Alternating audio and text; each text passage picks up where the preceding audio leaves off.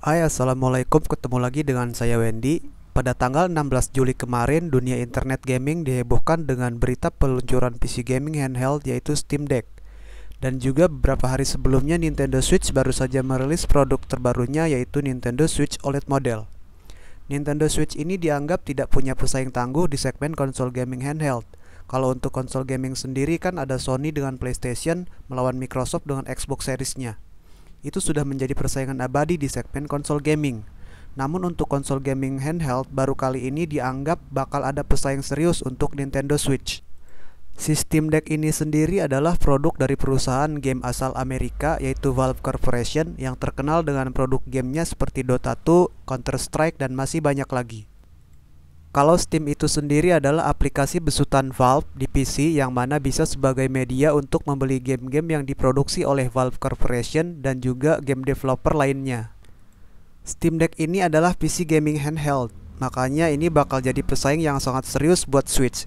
Karena harganya yang tidak terlalu jauh namun kemampuannya sangat jauh melebihi Nintendo Switch.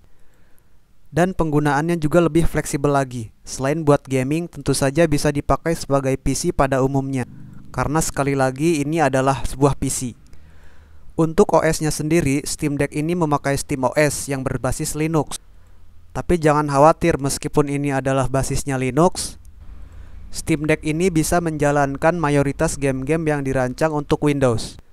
Steam Deck ini dibuat untuk bisa menjalankan game-game yang ada di Steam Apps, yang mana game yang ada di sana itu adalah game-game berat dengan pengaturan grafis yang tinggi.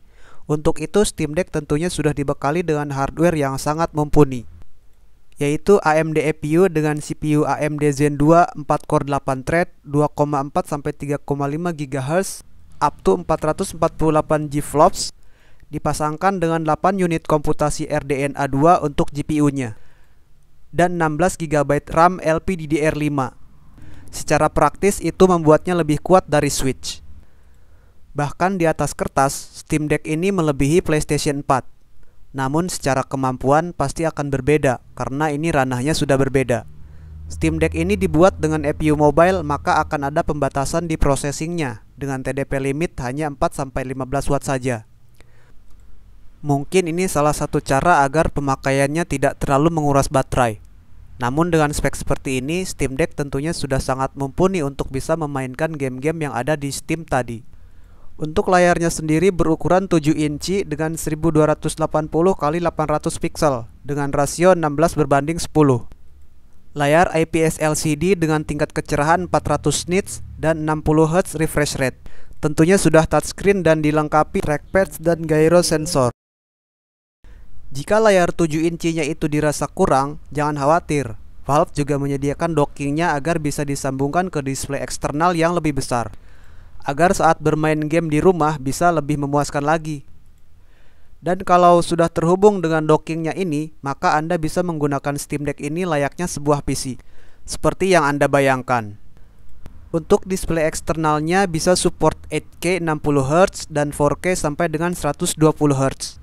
Bentuk kontrolernya sendiri itu agak mirip dengan konsol handheld yang sudah ada sebelumnya seperti Nintendo Switch atau PS Vita. Namun Steam Deck ini punya tombol tambahan yang tersembunyi di bawahnya, yaitu tombol L4, L5, dan R4, R5 yang bisa di-custom untuk fungsinya.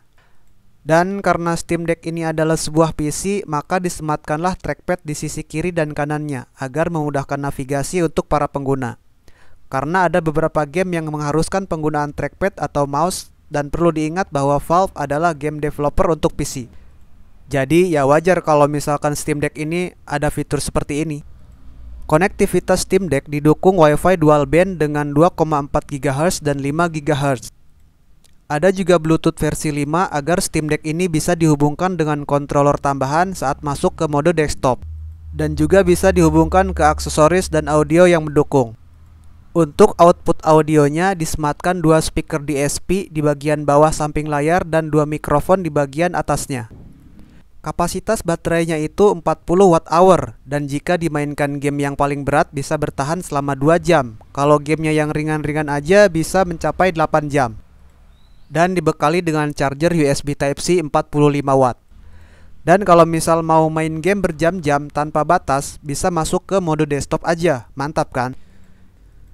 Dimensinya memang cukup besar dibandingkan dengan Switch yang panjangnya 23,9 x 10 x 2,87 cm dengan berat sekitar 300 gram. Steam Deck ini lebih berat 2 kali lipat, yaitu 669 gram dengan dimensi 29,8 cm x 11,7 x 4,9 cm. Untuk harganya sendiri, Steam Deck ini mempunyai 3 versi berdasarkan storage memorinya, namun tidak sama sekali mengurangi spesifikasi hardware yang lainnya. Harga yang paling rendah itu di angka 399 US dollar atau sekitar 5,8 juta rupiah dengan kapasitas 64 GB memori eMMC.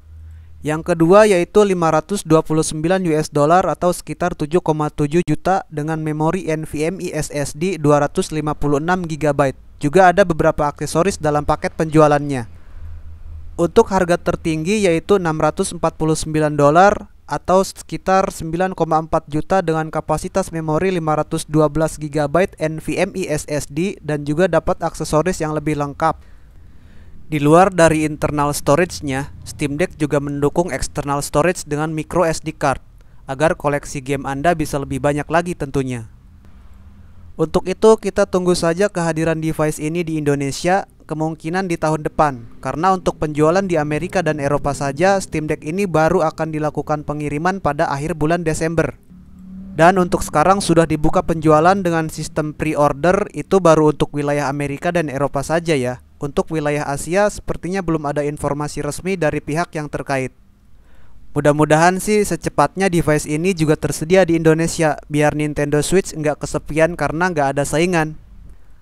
Oke, segitu dulu pembahasan saya tentang Steam Deck. Kalau ada pertanyaan tulis aja di komentar, pasti akan saya jawab kalau saya bisa. Like video ini kalau suka, dan sampai jumpa lagi. Terima kasih. Wassalamualaikum.